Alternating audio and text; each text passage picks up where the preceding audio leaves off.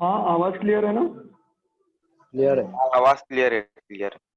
चलो, अब डिबेंचर क्या होता है? Debenture is like a loan for the company.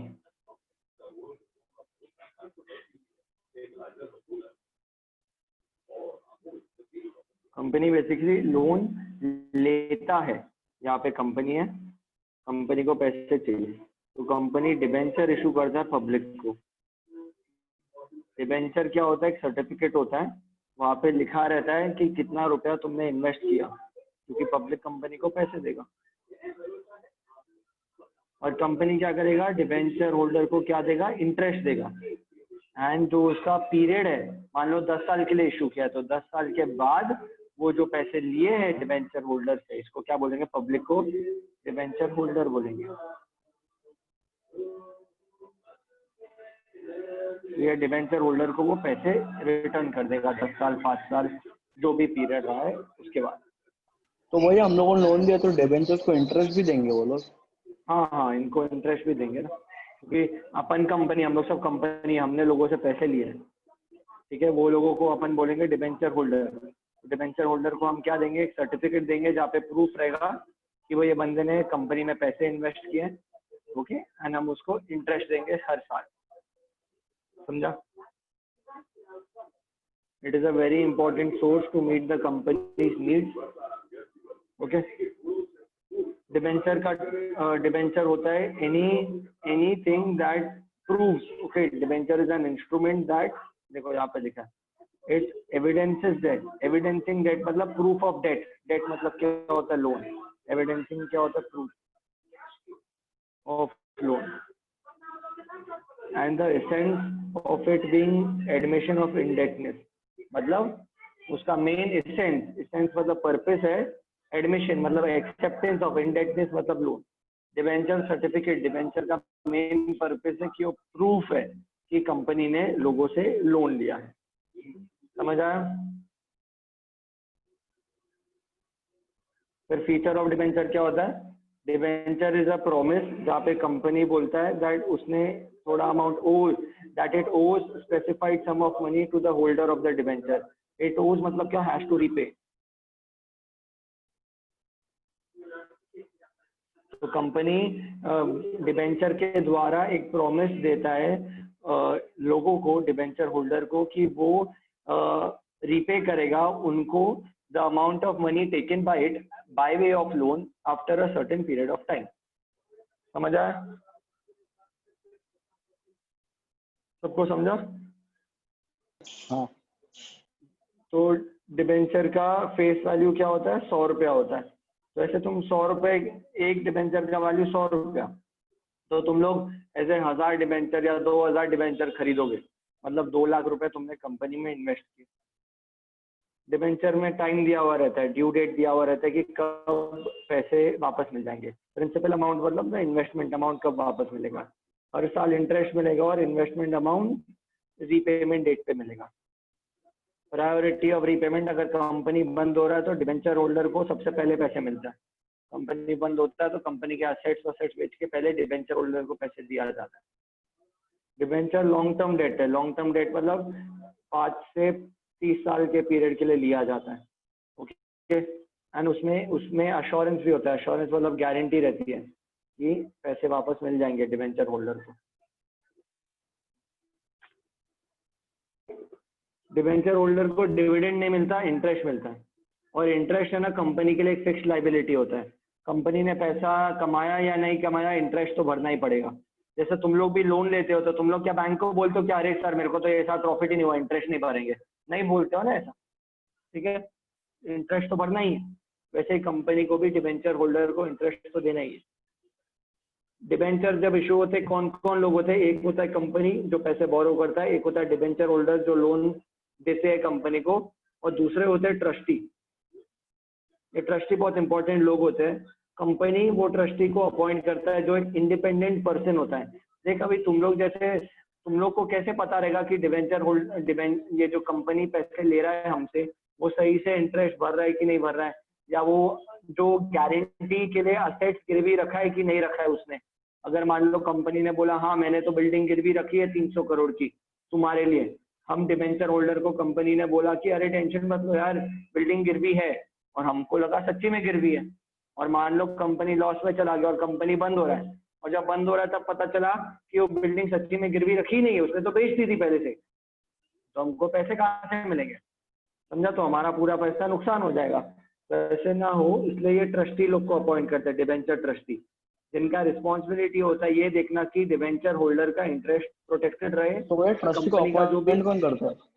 Company appoint करता है, लेकिन ये इंडिपेंडेंट पर्सन होता है। ऐसा नहीं है कि वो कंपनी का ये आदमी हो, ऐसा नहीं होगा। अपॉइंट कंपनी करता है, बट ये इंडिपेंडेंट रहता है। ये सबसे इंपॉर्टेंट बात है। इंडिपेंडेंट मतलब वो कंपनी से रिलेटेड नहीं रहता, एक एक अनबाइस्ड पर्सन होता है। अनबाइस्ड मतलब जो किसी के फेवर में नहीं, वो सिर्फ अपना काम करेगा डिबेंचर होल्डर को प्रोटेक्ट करने का।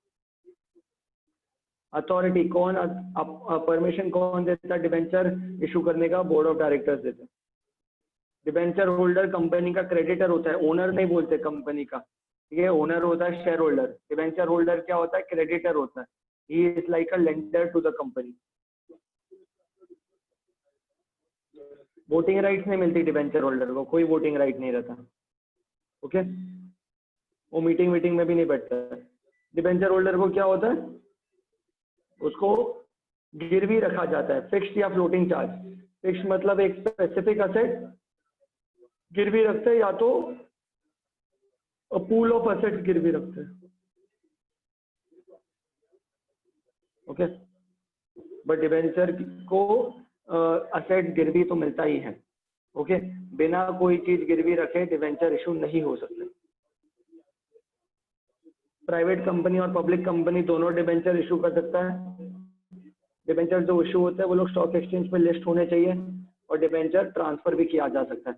तेरा डिबेंचर मैं खरीद सकता हूँ तेरे से पैसे लेके। समझ आया सबको?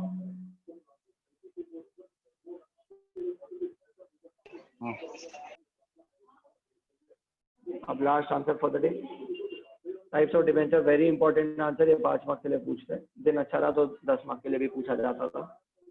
अब पहला डिबेंचर को क्या बोलते हैं? Secured debenture. सिक्योर्ड डिबेंचर मतलब ये वो डिबेंचर है जहाँ पे कंपनी की कोई ना कोई असेट गिरवी रखी है, ये डिबेंचर होल्डर्स के लिए।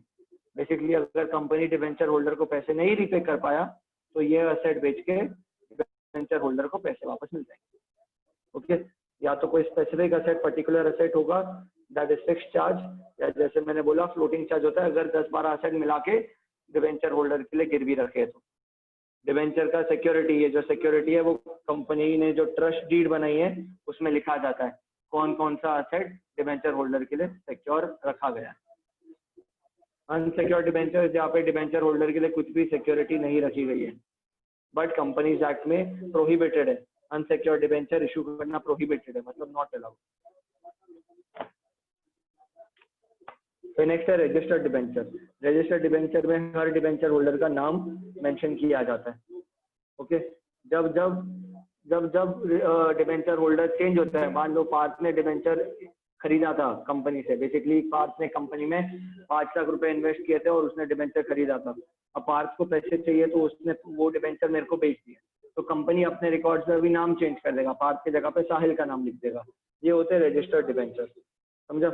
अगर ट्रांसफर करना है रजिस्टर्ड डिबेंचर को तो एक ट्रांसफर डीड को साइन करना पड़ता है। एग्जीक्यूशन मतलब signing of a transfer deed, जहाँ पे पार्ट से डिबेंचर मेरे नाम पे ट्रांसफर हो जाएगा। इट्स लाइक घर खरीदना बेचना, उतना सिंपल, ओके? अब बेरर डिबेंचर में ऐसा नहीं होता, रजिस्टर होल्डर में नाम अपीयर नहीं होता किसी का। बेसिकली जिसके हाथ में जो फर्स्ट ओनर था डिबेंचर का, उसका ही नाम होता है कंपनी के रिकॉर्ड, ओके? एंड उसके बाद अगर किसी ने डिबेंचर ट्रांसफर किया तो वो उसको खाली डिबेंचर का रिसीट ऐसे हाथों हाथ ट्रांसफर कर लेते हैं, समझ आए?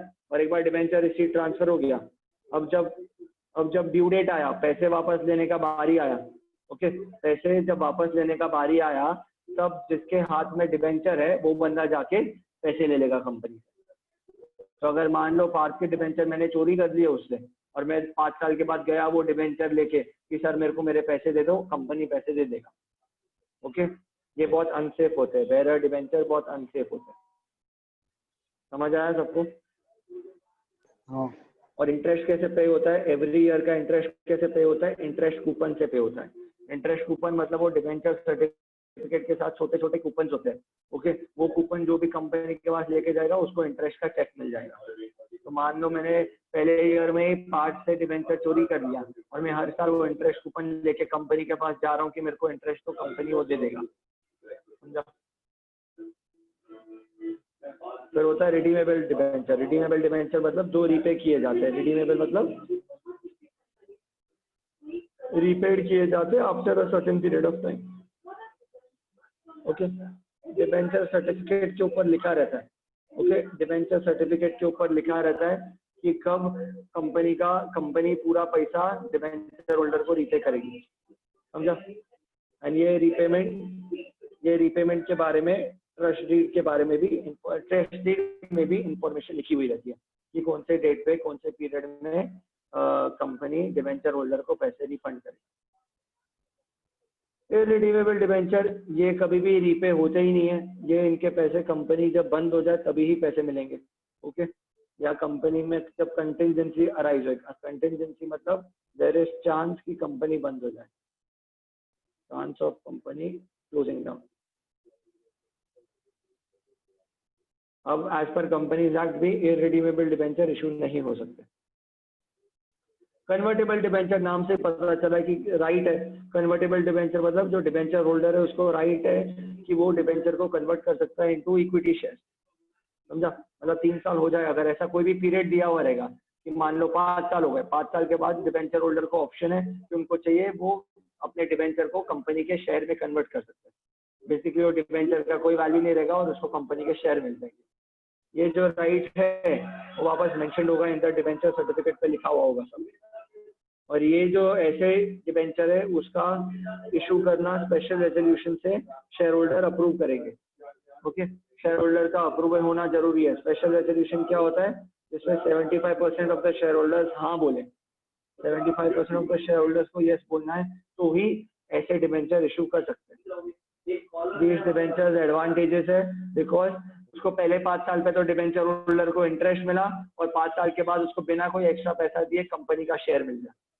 ओके, तो इसमें डिबेंचर होल्डर का काफी फायदा होता है। नॉन कन्वर्टेबल डिबेंचर मतलब ऐसे कोई कन्वर्ट करने का ऑप्शन नहीं है। ओके, खाली डिबेंचर को हर साल इंटरेस्ट मिलेगा और मैच्योरिटी डेट पे उसको रीपे कर दिया जाएगा।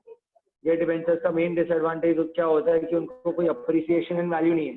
बेसिकली उन्होंने स्टार्ट में मान लो 2 लाख रुपए इन्वेस्ट किए तो 5 साल तक उन्हें इंटरेस्ट मिलेगा 10% 2 लाख रुपए पे और 5वें साल के बाद उन्हें 2 लाख रुपया रिफंड मिल जाएगा। बेसिकली कुछ अप्रिसिएशन नहीं हुआ, कोई ग्रोथ नहीं हुआ। जो तुमने कमाया खाली इंटरेस्ट कमाया, उसके ऊपर कुछ नहीं कमाते। उसको क्या बोलते हैं? कोई अप्रिसिएशन और वैल्यू नहीं है, नो कैपिटल अप्रिसिएशन। समझ आया सबको?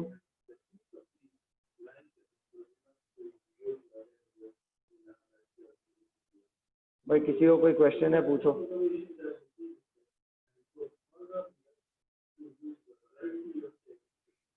समझा भैया। पक्का? ठीक है, अब आगे बढ़ने के पहले ये रीड कर लो ना प्लीज। ये वाला आंसर बहुत इम्पोर्टेंट, ये वाला आंसर इम्पोर्टेंट है, फर्स्ट वाला फीचर। ये रीड कर लो।